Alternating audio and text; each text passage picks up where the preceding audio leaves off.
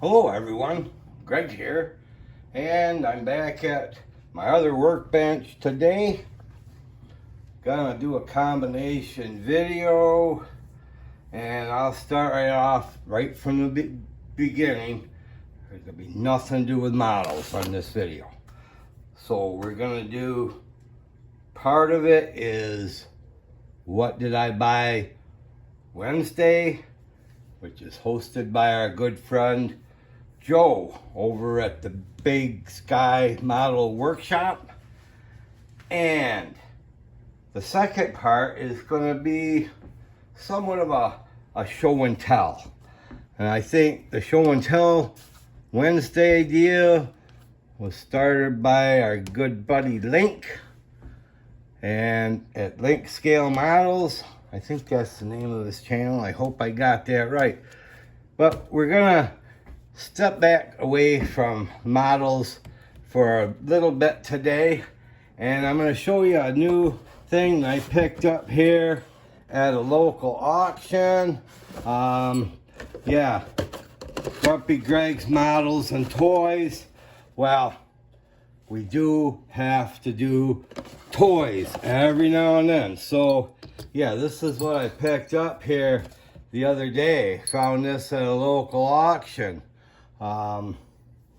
This is Molly Bell Fisher Price Toys. Now this is a repop for Toy Town, USA, East Aurora, New York. That's the headquarters of the Fisher Price Company.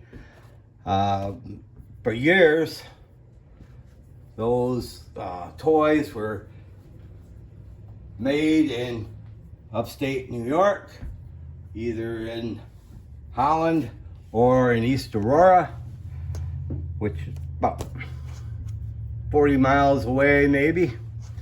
Yeah, this is a cool one. And it's got the little bell that rings. Yeah, Toy Town, USA. Every year they have a Toy Town celebration. This was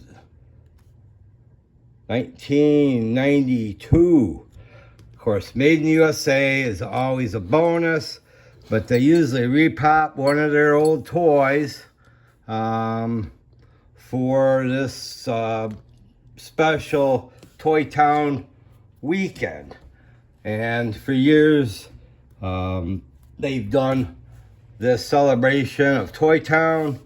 Quite often it does center around a car show, and you know, each year they come up with a vintage toy that they redo, modernize it a little bit, but this is all made out of wood. I think the wheels are plastic and the bell is metal. But yeah, I've got a collection of these repop Fisher Price toys. My wife has a huge collection of some of the original toys. We've got quite a few old ones that go back. A few of them might be worth a penny or more. Yeah, it's a nice little side gig that we work on kind of together. She's more into the old original toys, and I like some of these repop toys. I think you might have seen a couple of them along the way. So go back and check them out. If you want to see more of them, yeah, we can do that. We can definitely get into the toy department. So that's what I got new. Yeah, bought it in a local auction. Yeah, nice find. Okay, the other thing I want to talk about real quick, we're gonna look at some other things here that I recently found. Yeah, I got some vintage concert programs, and right off the bat, this is Rush Tour of the Hemispheres. This goes back to, I believe, probably 78. Yeah, I did manage to see Rush play a few times. You know, it's a nice program. First time I saw Rush was in Syracuse, New York in 1978. And there was an opening band that you never heard of. Well, the world has heard of it now. AC/DC opened that show. It was pretty awesome. Yeah, nice program. Good pictures of the boys in the band, Getty, Neil, and Alex. I like that photograph. That is truly awesome. I'm sorry about the glare of the light because I have to do this in my other workshop because I need the room for what's coming up here later on. But yeah, Rush, one of my favorite bands. I think I know another guy that is a Rush fan. Yeah, that dude, Mark from the Mediocre Modeler. He likes Rush. Yeah. Great times. All right, the next one I got was Eric Clapton and his band, North American Tour, 1979. Yeah, wife and I went to this. There's a list of all the cities. Yeah, they played in the old Odd in Buffalo, June 1st of that year. Yes, it was kind of an interesting concert. I do not believe this is one of Eric Clapton's greatest shows. I don't know. Everybody knows he had a beard and he came out on stage completely shaved. Didn't even look like the right guy. Certainly didn't act that way. I think he was kind of wasted days and wasted nights kind of thing going on. But yeah, it was a interesting concert because the highlight right here, the old blues man, Muddy Waters. Oh my, I'm telling you guys, Muddy Waters kicked Eric Clapton's ass that night. I'm not lying. That was probably one of the best concerts I ever went to, just to say I went and saw Muddy Waters. I could have given a rip about Eric Clapton's show, but Muddy Waters was worth the price of admission. Okay, I got one more to show you, but I gotta switch the camera around a little bit because this one is gonna take up a little room. So let me pause it, we'll switch things around, and I'll be right back. Okay, this one I gotta share with y'all. This is 10th anniversary tour of Black Sabbath, 1978. Yeah, this would be the last tour of Ozzy and Black Sabbath at that time. Another quality opening act.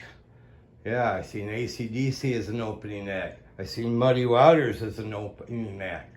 This one was the original first tour of Van Halen. Oh my, those guys kicked ass.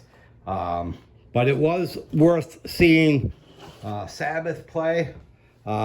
This is kind of a fold-out deal here. So we're going to try to take a quick look at it. I don't know how good this is going to show up on camera because I got to do this on a table. This tells about the early beginnings of Sabbath. The World Tour logo on the back. It's a fold-out deal, guys. So let's see if we can get this put together the way we need to have it. This has some more information about Ozzy and Bill Ward, Geezer Butler, and Tony Iommi. Yeah, and then this thing folds out into a full-size poster. And to be honest with y'all, I forgot that I had this. You know, we lost Ozzy here going on 3 weeks ago now, I guess, but I was going through some of my stuff that I have stashed around, and I thought, oh my God, I have a poster of Black Sabbath. It may have been taped up on the wall once upon a time, but wow, that is an awesome find. I can't believe I have this. It was a good concert. I've been to a lot of concerts. I love concerts. I haven't been to too many in recent years, but back in the 70s, before I got married, yeah, we were going to concerts all the time. I think we went and saw, this one was at the old Niagara Falls International Convention Center. In today's world, it is now the Seneca Niagara Casino, owned by the Seneca Nation. So they made good use out of that building. But this is just something new and different that I decided to do. I'm gonna have to take a little bit of break from the models, maybe for a little bit. I don't know, we'll see how it goes. Yeah, things have been kind of dragging along. Maybe we can boost things up here a little bit. But I thank y'all for watching. Glad y'all stick it out with me. I'm trying to keep, you know, the channel going here. Sometimes it's difficult coming up with quality content. I don't know if this is any more quality than anything else, but here it is. Thanks for stopping by, and rock on, everybody. Bye.